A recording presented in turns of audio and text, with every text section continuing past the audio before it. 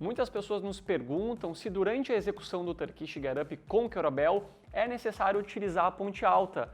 Lá no começo, nós utilizávamos. Hoje, a resposta é depende. Então, dentro dessa aula que a gente preparou para vocês, a gente vai procurar falar um pouquinho sobre isso, como usar, por que usar, quando usar.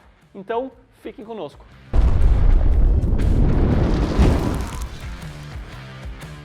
Eu sou Jordan Girardi, coordenador técnico BPRO. Para quem não nos conhece, somos uma empresa de cursos, tanto presenciais como digitais, nas áreas da educação física e fisioterapia. Então, pessoal, chega de conversa e vamos para a aula.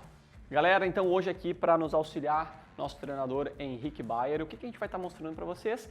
Essa questão da utilização ou da não utilização da ponte alta durante o movimento do Turkish Get Up. Isso, normalmente os alunos nos perguntam nos cursos, devo usar, não devo usar, o que eu faço em relação a isso? E normalmente a resposta é depende, certo? Depende do aluno, depende o porquê, quando, como, mas principalmente o que eu gosto de falar muito é entender as implicações de utilizar e de não utilizar a ponte alta, para a partir disso o treinador ele tomar as suas decisões frente ao aluno que ele está atendendo e frente à utilização do Turkish Get Up com ponte alta ou sem ponte alta, certo? Então aqui eu vou pedir para o Henrique deitar.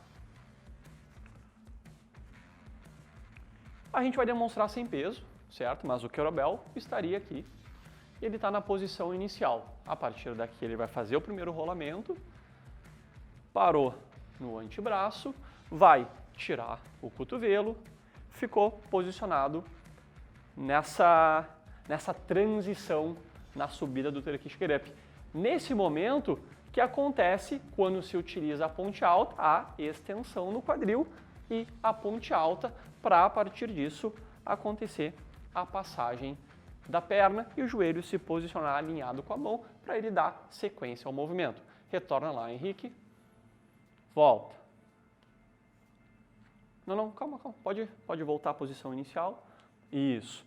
Certo? Então, utilização da ponte alta lá no início, há muitos anos atrás, vamos pegar aí uns 10 anos atrás, quando a gente começou aqui na BPRO a aprender a utilizar o Kettlebell e a aprender a ensinar isso para os nossos alunos, a gente também usava a ponte alta.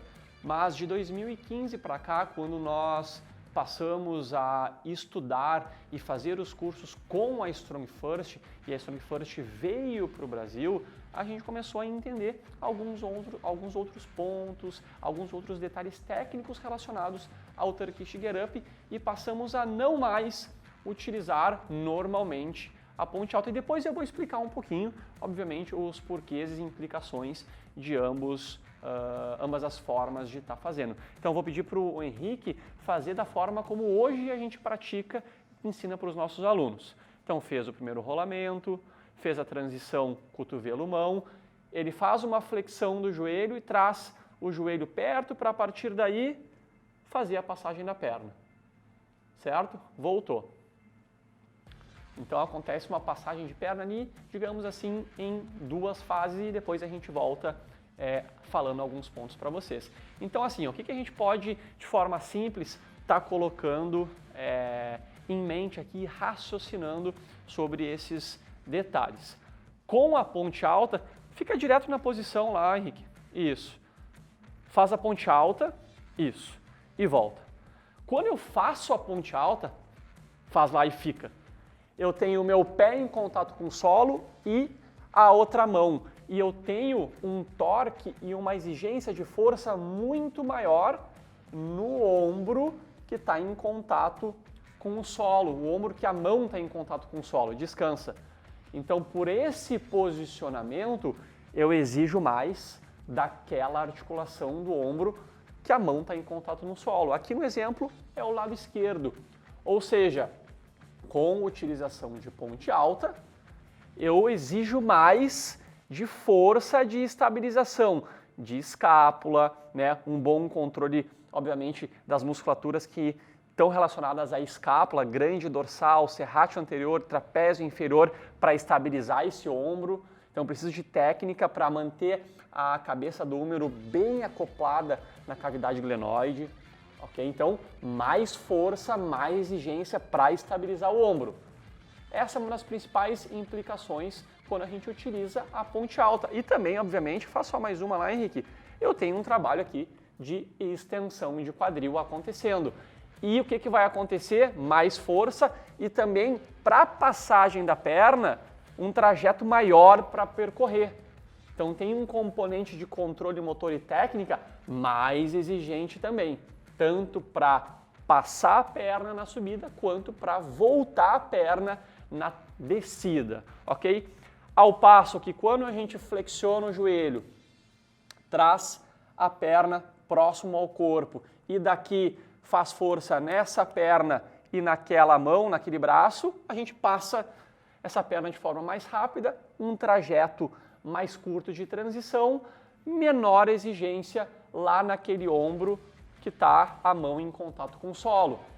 E a partir disso, a gente permite que o nosso aluno e o praticante mova mais carga. O nosso objetivo aqui com o Turkish Get Up dentro da linha que a BPRO utiliza, seguindo a linha da Strong First, pessoal, é colocar mais carga nesse membro superior que está sustentando o kettlebell, ok?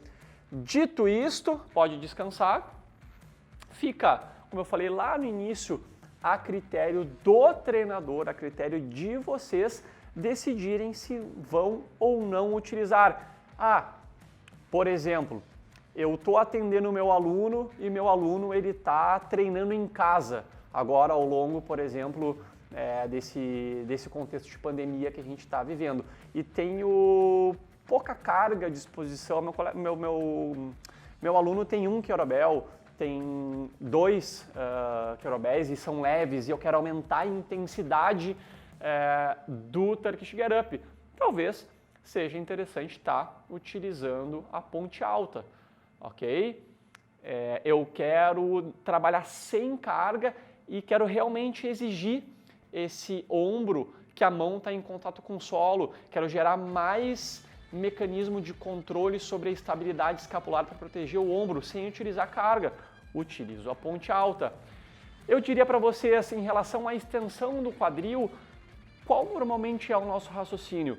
Não utilizar a extensão de quadril no Turkish Get Up, até porque a gente acaba utilizando essa extensão de quadril em outros movimentos, como levantamento terra, como swing com 2 mãos, swing com 1 mão, clean, snatch, o próprio agachamento a gente também gera extensão de quadril, então a gente não vê necessidade de estar utilizando o Turkish Get Up para utilização de extensão de quadril. O nosso objetivo, como eu já falei, eu reforço isso, é fazer com que o aluno ele melhore a técnica, melhore a mobilidade, melhore a estabilidade, consiga mover mais carga acima da cabeça no Turkish Get Up, porque isso vai automaticamente transferir para onde?